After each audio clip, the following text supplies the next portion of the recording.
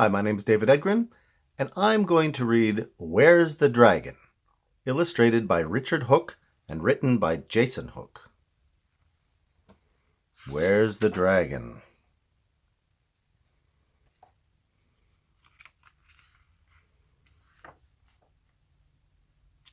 Where's the dragon?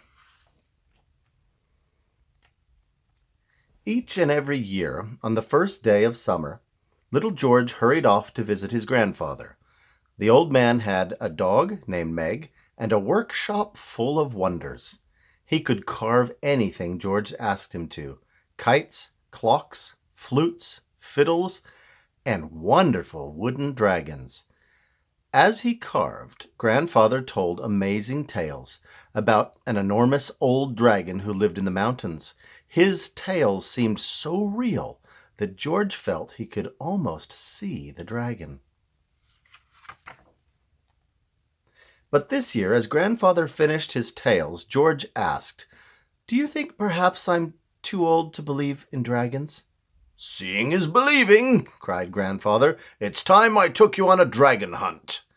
He asked George to carry all sorts of strange things down to his boat: a telescope, an umbrella, a magnifying glass, and an ancient yellow map.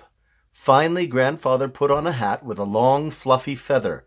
"This," he chuckled, "is my dragon hunting hat."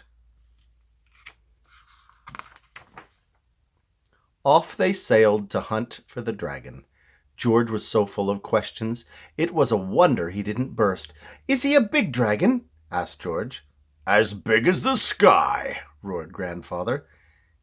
"He must be easy to see," said George. "No, not at all," said Grandfather.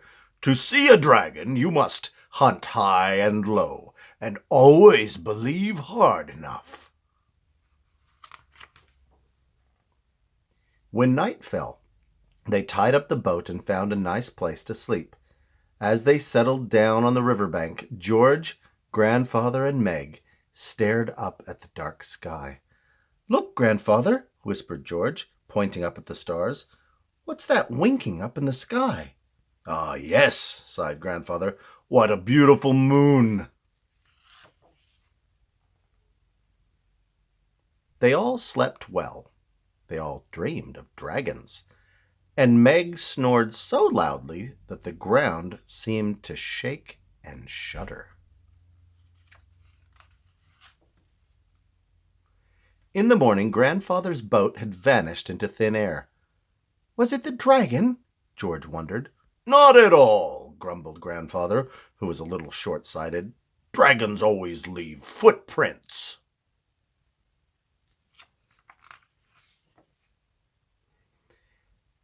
"And dragons always live on mountain tops," said Grandfather, striding off up a path.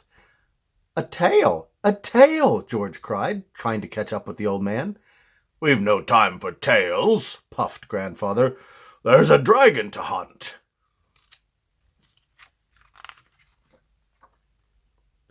"Do dragons breathe fire?" panted George. "Not at all," wheezed Grandfather, taking off his dragon hunting hat and mopping his brow. "But my, it's hot today." As they reached the top of the mountain, George was sure he believed in dragons. He pointed and shouted, "His eye!" "Yes, it is high," said Grandfather, who was a little hard of hearing. "Dragons always live up high."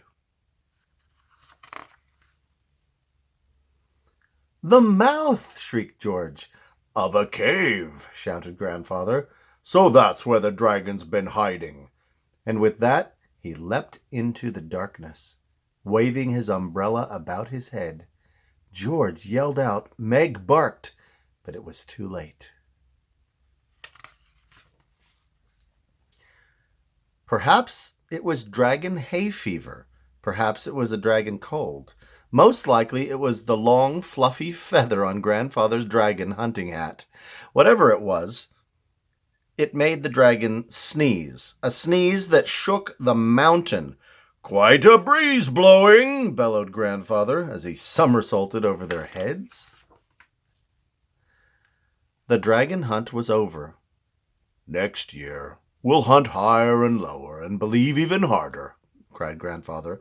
Then we're sure to see the dragon. Of course, chuckled George, holding Grandfather's hand and winking at Meg. After all, seeing is believing. How many hidden dragons did you find in this book? The answer is at Grandfather's house. You might want to watch the video again and count every little dragon you see. Look for the eyes.